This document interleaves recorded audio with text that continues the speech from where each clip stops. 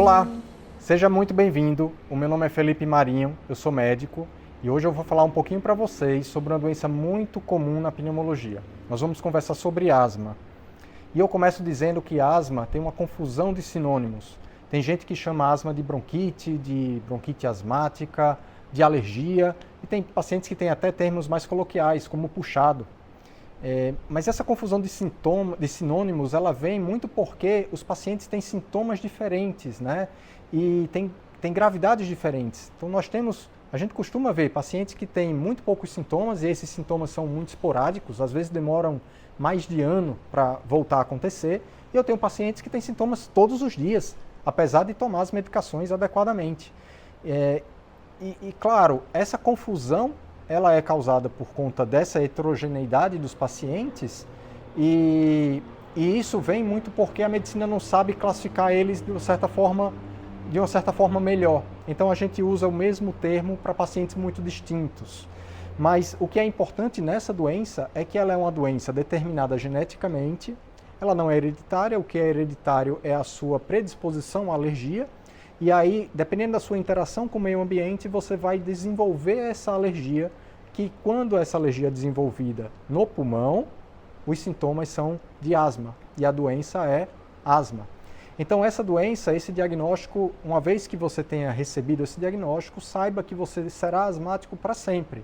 Isso não significa dizer que você vai ter sintomas para sempre. Muitas vezes os sintomas eles são de formas esporádicas ou intermitentes.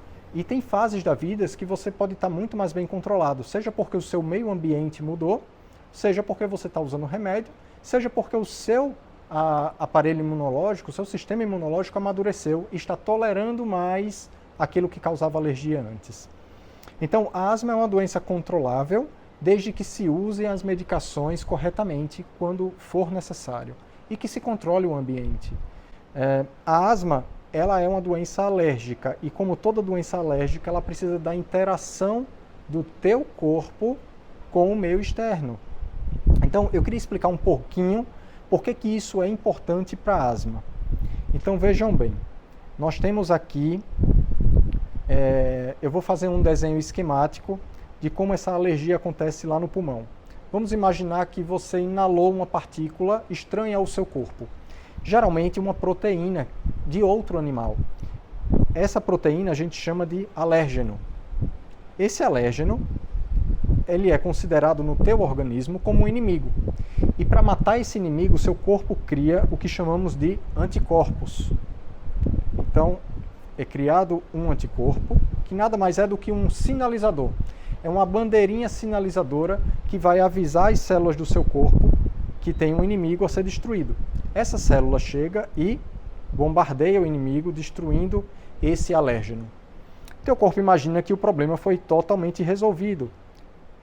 Só que no outro dia, você mora no mesmo canto, você vai ao mesmo canto no trabalho, você se expõe de novo ao alérgeno. Esse alérgeno, que é igual ao anterior, é encontrado pelo corpo que faz a seguinte interrogação: puxa vida, eu matei isso ontem, como ele continua aqui? Se ele continua aqui é porque eu não fiz o trabalho direito. Eu vou criar mais anticorpos. E sendo assim, seu corpo cria uma quantidade maior de anticorpos cada vez que ele é exposto ao alérgeno. E dessa forma, ele aumenta muito a resposta inflamatória que é desencadeada. Fazendo isso, agora a resposta inflamatória ela é bem maior e os sintomas são bem piores. É só a gente fazer um paralelo com alergia alimentar. Se alguém tem alergia alimentar, por exemplo, a camarão, e se expõe a primeira vez, ele não desencadeia o sintoma, mas começa a criar anticorpo. Na segunda exposição, ele tem sintoma, que provavelmente são sintomas brandos. Mas se ele continuar essa exposição repetidamente, ele pode ter um edema de glote e vir a falecer. Então, o controle do ambiente ele é fundamental para a asma, porque ele evita que essa cascata de inflamação cresça em tamanho e piore o controle da doença. E os alérgenos mais comuns que os pacientes com asma estão expostos são animais domésticos, o cachorro e o gato, os passarinhos também. As aves têm uma participação importante, podem ter participação importante, e não é só o passarinho. Muitas vezes o travesseiro de pena, a almofada de pena pode ser a fonte da alergia. E com relação a cachorro e gato, Você não precisa ter um cachorro peludo para que você tenha alergia.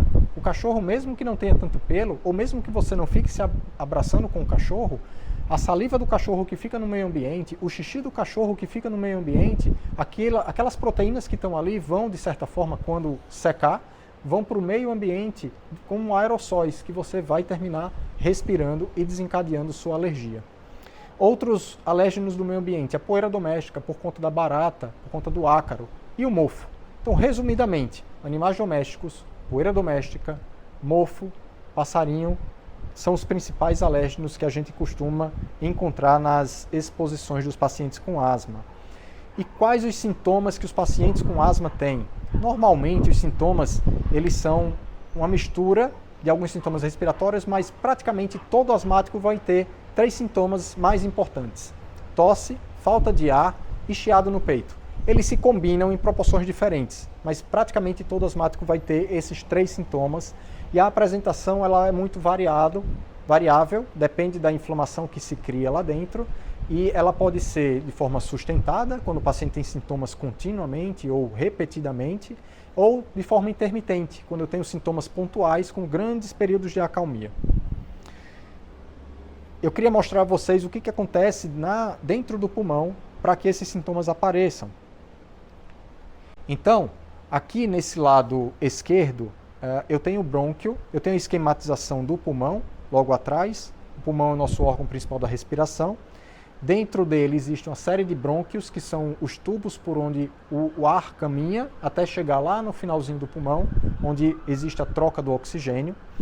E esses brônquios ele têm tecidos especiais. A gente tem aqui do lado esquerdo um brônquio que tem a representação normal, onde a sua camada interna, que chama mucosa, está preservada, a sua parte média também, e a sua parte externa está envolta por uma musculatura que está do seu tamanho adequado. No outro lado, no lado direito, eu tenho um pulmão que foi gravemente inflamado por conta da alergia da asma. Eu tenho uma submucosa muito inflamada, a parte média também está hipertrofiada por conta dessa alergia e por conta da inflamação, e eu tenho a parte da musculatura hipertrofiada. Tudo isso, em conjunto, vai fazer com que a luz, ou seja, o diâmetro de dentro dos brônquios fique reduzido. E os sintomas aparecem por conta disso. A falta de ar, o chiado e também a tosse. Geralmente a asma é uma doença de diagnóstico clínico, mas a gente usa um artifício, um exame complementar, usa a espirometria para dar o diagnóstico correto da asma. Na espirometria, que é um exame muito simples, a gente sopra um aparelhinho, a gente consegue caracterizar a dificuldade do ar sair do pulmão e a gente pode fazer o teste com bronquidilatador para identificar que essa dificuldade do ar passar pelos brônquios ela é transitória. Ela é causada por uma inflamação que pode ser reversível, que é a inflamação da asma. É claro que nem sempre a gente se vale da espirometria, porque nem sempre ela está disponível. Em algumas situações é muito aceitável que se faça um diagnóstico clínico e o tratamento possa ser começado. E a resposta ao tratamento serve sim como diagnóstico presuntivo de asma. Então, em algumas situações, a espirometria pode ser postergada para ser feita como um controle da doença mais na frente. É importante que a gente saiba diferenciar que nem todo paciente que tem chiado e tosse ele é portador de asma. Muitas situações ele tem outras doenças, e aí o pneumologista ou qualquer outro médico pode ajudar a fazer a diferenciação entre essas doenças. E eu poderia citar como exemplo a bronquiectasia, que é a dilatação desses brônquios, fazendo o acúmulo de secreção, fazendo inflamação e gerando sintomas parecidos. Eu poderia citar também a DPOC, doença pulmonar obstrutiva crônica, que é um novo nome que se dá ao que antes se chamou de enfisema, o dano no pulmão causado pela fumaça do cigarro. A asma pode ser ainda intermitente, quando ela é muito esporádica, ou persistente, quando eu tenho mais de 2 dias de sintomas por semana. E eu tenho um tipo especial de asma, a asma induzida por exercício. Ela é um tipo especial, ela não é tão infrequente, mas ela acontece geralmente quando o paciente se expõe a um exercício aeróbico vigoroso, que seja uma corrida, bicicleta, natação, ou mesmo uma crise de riso muito grande. Isso faz com que o ar deixe de entrar totalmente pelo nariz, onde ele é devidamente umidificado e aquecido, e passe a entrar pela boca, sem a umidificação e aquecimento ideais. Só que esse broncoespasmo, essa reatividade dos brônquios vai acontecer num pulmão que geralmente tem algum grau de inflamação de base. Tá? Então, normalmente, o paciente que tem asma induzido a exercícios, ele pode ter fases de doença com mais sintomas em outros períodos da vida. Então, nesse primeiro vídeo eu falei sobre essas características importantes da asma, sobre o diagnóstico e sobre como ela se apresenta e como a inflamação tem influência nos sintomas. No próximo vídeo eu vou falar um pouquinho sobre o tratamento. E espero vocês nesse próximo vídeo. Se vocês acharam que esse conteúdo pode ajudar outras pessoas, por favor compartilhe com seus amigos e familiares que têm asma. Eu agradeço a presença de vocês e a gente se encontra no próximo vídeo.